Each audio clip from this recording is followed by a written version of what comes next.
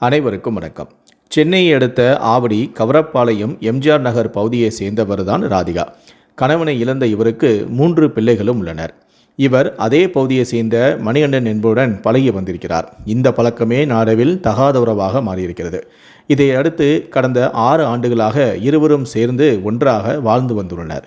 இருவருமே வீடு கட்டும் பணியில் கூலி தொழிலாளர்களாக வேலை செய்து வந்தனர். மணிகண்டன் மது அருந்தும் பழக்கம் உடையவர். இந்த நிலையில்தான் வழக்கம் போல வேலைக்கு சென்ற மணிகண்டன் மது அருந்துவிட்டு வீட்டிற்கு வந்ததாக கூறப்படுகிறது. மது போதையில் இருந்த மணிகண்டன் சாப்பாடு சரியில்லை என்று கூறி ராதிகாவிடம் தகராறு செய்ததாகவும் தெரிகிறது. வாய் தகராறு முற்றிய நிலையில் இருவரும் கைகலப்பில் ஈடுபட்டுள்ளனர். அப்போது மணிகண்டன் ஆத்திரத்தில் ராதிகாவை துணியால் கழுத்தை இறுக்கியதாகவும் இதில் சுயநினைவை இழந்த ராதிகா அங்கேயே சரிந்து விழுந்ததாகவும் தெரிகிறது.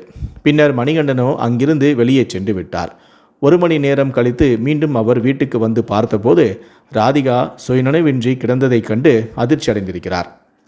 உடனே அக்கம் பக்கத்தாரை அழைத்து அவரை தூக்கி கொண்டு ஆவடி அரசு மருத்துவமனைக்கு சென்றிருக்கிறார்.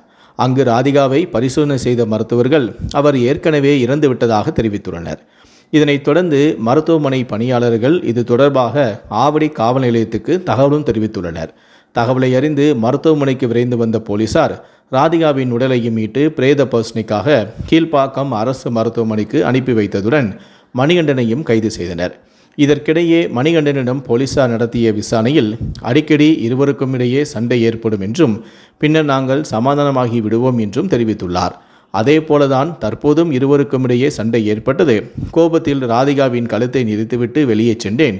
மீண்டும் வந்து பார்த்தபோது அவர் மயங்கி இருந்ததால் மருத்துவமனைக்கு அழைத்து வந்தேன் எனவும் மணிகண்டன் தன்னுடைய குற்றத்தை ஒப்புக்கொண்டார். இதனைத் தொடர்ந்து அவர் மீது போலீசார் கொலை வழக்கு பதிவு செய்து தற்போது நீதிமன்றத்தில் ஆஜர்படுத்தி அவரை சிறையிலும் அடைத்துள்ளனர்.